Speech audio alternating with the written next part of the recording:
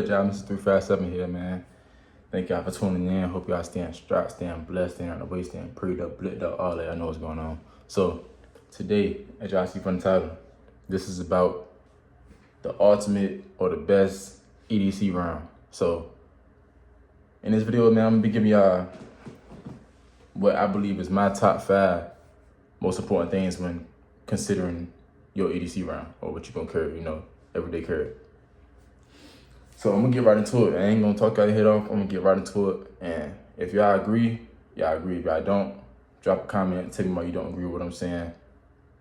Or if you got some pointers or whatever you gotta say, just drop a comment, bro. I'm gonna respond back to y'all. So when you going about choosing your EDC round, right? This is my 5 things that I think are the most important, bro.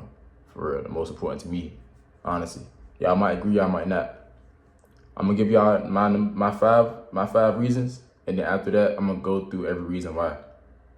So, number 1. Top, I ain't say the top, it's not in order. I'm not gonna put these in order, but 1, I'm gonna say power.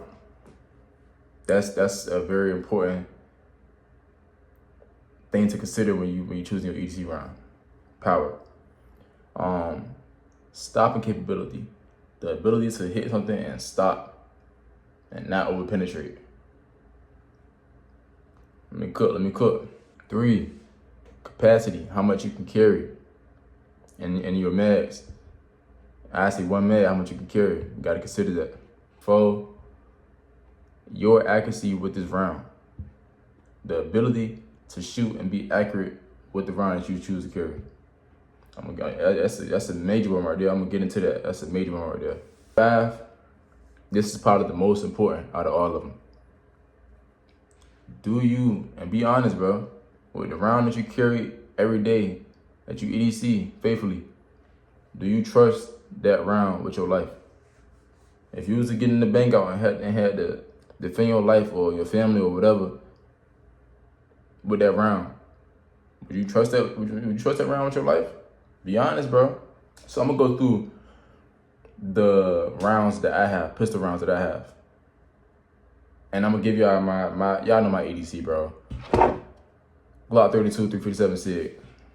This is my EDC, the round that I choose to carry faithfully.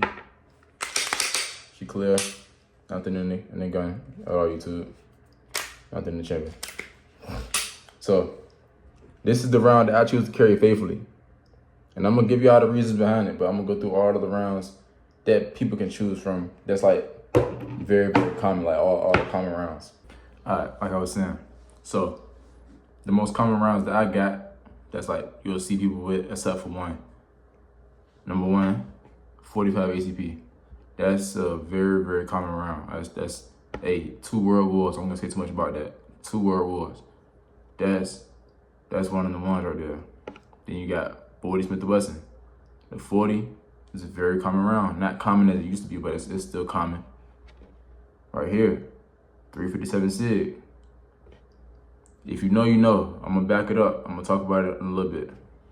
9mm, probably the most popular pistol round out here right now. Everybody have a 9mm. A lot of people carry it. It's a very well-proven round. 5.7, very slept on round. Very slept on. Great round though. It depends on if you know what you're doing with that round. And you got 22 long rifle.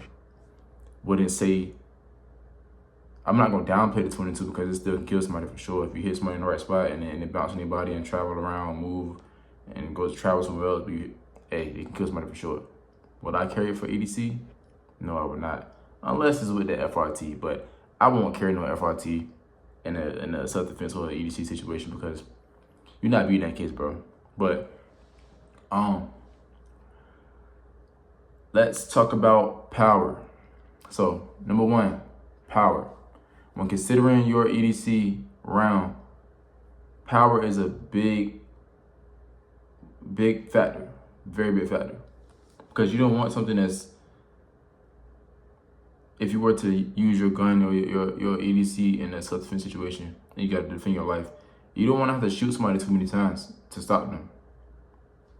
You want whatever you're shooting to hit them, and to hit them with force, bro.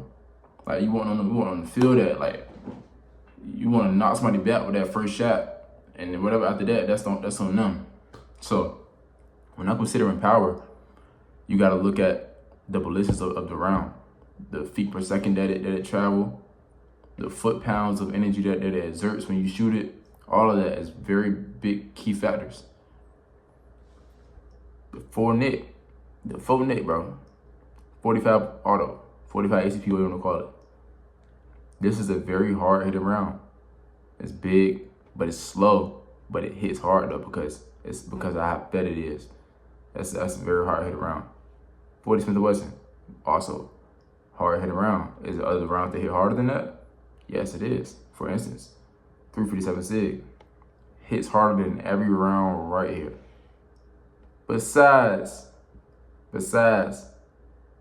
no matter of fact, it does hit harder than every round right here on this table right now, for sure. Hit harder than every round up here. I'm gonna get into the second thing. This is why I carry this 357 SIG, because of the power that it has.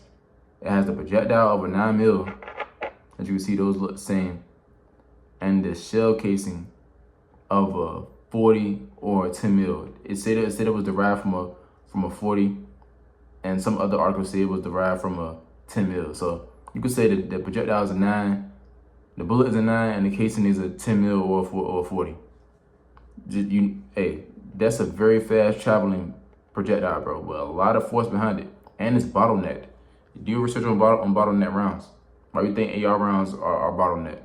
Because it allows it to fly with more force. It exerts way more force than a regular straight case round. Very, very hard hit round. This is neck and, I ain't gonna say neck and neck, but right behind the 10mm. Right behind the 10mm when it comes to power, for sure. Do your research. Then you got the 9mm. 9mm, you might gotta shoot somebody more than once with a 9mm. No cap. No cap. I'm gonna get into another topic after this, right? This is my number 2, what I said. Stopping capability. I'm gonna get into it after this. 5.7. If you shooting with this round right here, you're gonna have to probably shoot somebody more than once. Unless I'm gonna get into that. 22. Yes, you gotta shoot somebody more than once with that, for sure. Probably 5 out of 10 times, for sure. Number 2. Getting into stopping capability. When you're choosing your EDC round, you want to consider the stopping capability of the round, like of your bullet. If you use your gun in a self-defense situation, you want to make sure that your bullet, whatever it hits, what it's intended to hit, that it stops in that target, bro, and what you're shooting at. You don't want your bullet over penetrating, traveling, leaving that person that you mean to shoot to defend your life, and hitting somebody behind them, hitting the bystander, and now they dead. And now you gotta suffer the consequences of killing somebody else innocent. And now you get charged with a murder because your bullet over penetrated and hit somebody behind them and killed somebody that was an innocent bystander.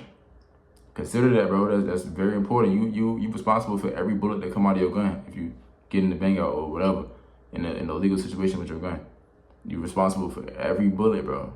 Do your research. Stopping power. So when considering stopping power, I'm gonna say this one time, and I hope that if you EDC in a gun, that you are carrying self-defense rounds. As you see, the 2 rounds that are only self-defense up here are the only ones that I carry for real. Honestly, I swear these are the only 2 rounds that I carry faithfully and will really trust my life with outside of this crib. 357 SIG, self-defense, that's a Spirit Gold dot, very great round. I'm not sure what company this is, I forgot. I ain't gonna lie, I haven't needed these bullets for a while. This is also a self-defense round, hollow point round, 45 ACP. One other bullet on this table that I would get in self-defense, I would say 2. There's no point in me getting a 9mm self-defense because this is way better than a 9mm for sure. This is way better than 9mm. I would have to get a plus P to probably try to get there. But I would consider carrying 40, but I'm not a big fan of 40. I would carry a 40 if I got to. Probably be my 3rd choice or something to pick from. to carry, or fourth choice. I'm not sure. If I got hollow points for that, yeah, I'll probably carry it, just if I want to be different one day. But do your research on that 5.7, bro. 5.7 hollow points do crazy internal damage. I swear, the wound cavity of a 5.7 hollow point, the wound cavity of a 5.7 hollow point do more damage than every round of period hollow point wise. I did a video on that. Go look. This joint did a lot more damage than a 357 SIG, 9mm plus P, 40 Smith & Wesson, 45 SCP, 10 mil, and some all hollow point rounds. We did more damage to them internally, for sure. For sure. So make sure when you're carrying and choosing your EDC round that you're considering the stopping power, the stopping capability, stopping capability. When you hit, whatever you hit, you intending to hit, it stops and stops in that target right then and there. That ties into power. If you're shooting a powerful round, you better make sure you got the right round. Don't be shooting no FMJs that's going right through them and somebody else. And I don't know. Make sure you got them hollow points in there. Number 3, bro. I don't want to take your head off. Number 3. The capacity of the round that you chose that you can carry, like that. The capacity of rounds that you can carry from the round that you chose, EDC wise. Are you able to carry a lot of that round? Are you able to carry it, but you feel like it's enough for you? For instance, my Glock 32, 357 SIG, comes with a standard mag of 13 rounds. But I added a +4, +5, so I can carry 17, 18 rounds, one up top, 19. That's perfect for me. I don't need any more rounds than that. I feel like I'm fine with that. But do I carry one mag with me? No, I carry 3 mags and I'm out. So if I got to reload, I reload, and I got 18. Or if I'm not carrying that, I'm carrying my. She's clear. If I'm not carrying my Glock 32, I'm carrying my Glock 30, Gen 5, 4.5 auto. This is a 13 rounder with a +4, +5. Again, 17, 18 rounds inside of a full nick, subcompact. Can't beat it. Cannot beat it. I carry this right behind my 357 SIG. Can't beat it. Now it depends on what I'm doing, where I'm going at, and if I'm gonna choose between 357 SIG and this. If I'm just out on my grill or something, or I don't know, I might carry this. But more than likely I'm carrying a 357 SIG. If I'm out on my grill in the city, in the area where I know is high crime or whatever, if I'm back at home, I got a 357 SIG with me for sure, but I got some other shit, just that for sure, believe it. But yeah, man, the capacity of the round that you chose to carry for your EDC. This, like I said, I can carry 17, 18 rounds with this, 17, 18 rounds with this, 40, about the same. This, when you get to 9, then you can carry around like 20, 21 rounds in your mag. If it's a full size, about 21, 22 shots, you never know if you get a +4, +5 extension on it. 5.7, this is a great round to talk about capacity-wise. My M&P 5.7 comes with 22 round standard. Double stack, very slim line. 22 round standard. I don't even have to do much to this for I got 22 rounds right here. So if I wanted to put some hollow points in here and carry this from now on, I would not have a problem with that at all. I have 22 shots. Consider how much you can carry in your handgun. You don't want to be walking around with a gun that only got 10 bullets in it. You getting the bang out, bro, you done after 10 bullets, bro. Nobody out here is carrying just 10 bullets with them. No cap. 22. I don't think anybody would carry that unless you out here walk around with TS-22 or Glock 44 FRT, and you got that stint on your jump. You barely. It's a very small round, but since it's a rimfire round, you can't double stack it. It's a single stack round. You might get a little bit of zigzag, but it ain't. You ain't gonna be carry as much as a 9mm or 5.7 or whatever. No. Number 4. When considering the round that you carry, bro, for your EDC, y'all need to consider. And I ain't trying to call y'all out, bro. I'm gonna say something. hold on, wait.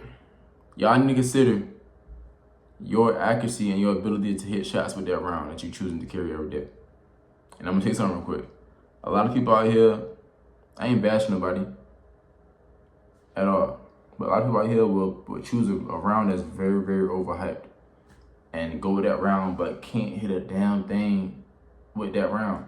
You probably hit once or twice, but you cannot show me a solid grouping this tight or probably this tight with that round at probably 30 feet, 25 feet. You can't show me a grouping that like that with the round that you chose because you're choosing an overhyped round. For instance, a lot of people get out here and choose a goddamn 10 mil and cannot handle no 10 mil, bro. What are you carrying a 10 mil for?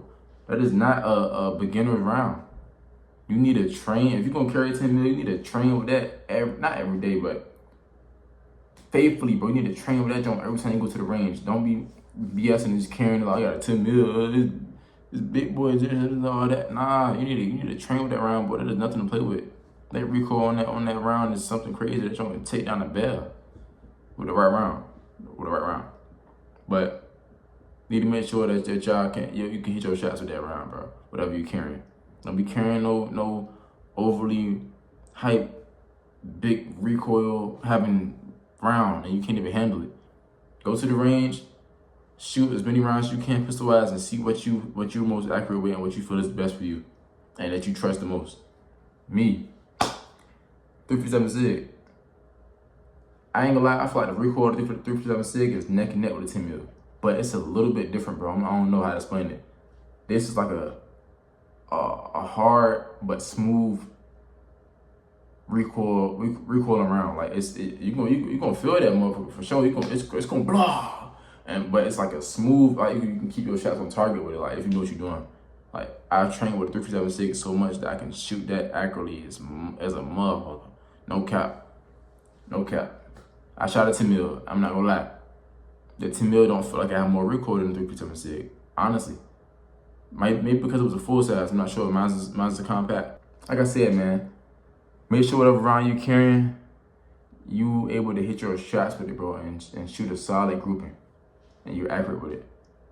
Every round up here, I can shoot a very, very solid grouping, but the top ones, if I'm being honest, would be 357 SIG, 9 mil, 45. That's my top 3 performing rounds right there. 45, 357 SIG, 9 mil. Number 5, do you trust the round that you carry EDC every day? Do you trust that round with your life? And be honest. Be honest, bro. Be honest. Be honest with yourself. Sit and think about it. If you really had to get in a situation where you had to use that gun in that round in a self-defense situation, do you trust your life with that? If a person was up on you, if a motherfucker was up on you, excuse my language, I know it'll probably be kids on my channel or whatever, I apologize. Grown up time, how long? If a motherfucker got up on you, right, you and your girl out somewhere, and he up on you, man, give me all that. I need all that, yeah, you know what it is, give me all that. I need all that shit, nigga. Give me that, nigga. Don't move. And you get a slim chance to up your gun. Say he turn around and look at something or something, or he drop or whatever, something drop beside him, and he look for the slightest chance, quickest second, and you able to up your fab and put shots on him. Do you trust that round to knock him down and save your life? Keep it a stat. Keep it a stat, bro. Keep it a stat. These are my top 3 right here. That 357 SIG, that 4 Nick, and that 5.7 all hollow points. I trust those 3 in my life to this day, right now. No cap. Telling you, those gonna put you down. Believe it. So just make sure, man, to sum everything up, make sure when you're considering the round you're gonna choose to carry every day faithfully with the trust of your life on that round.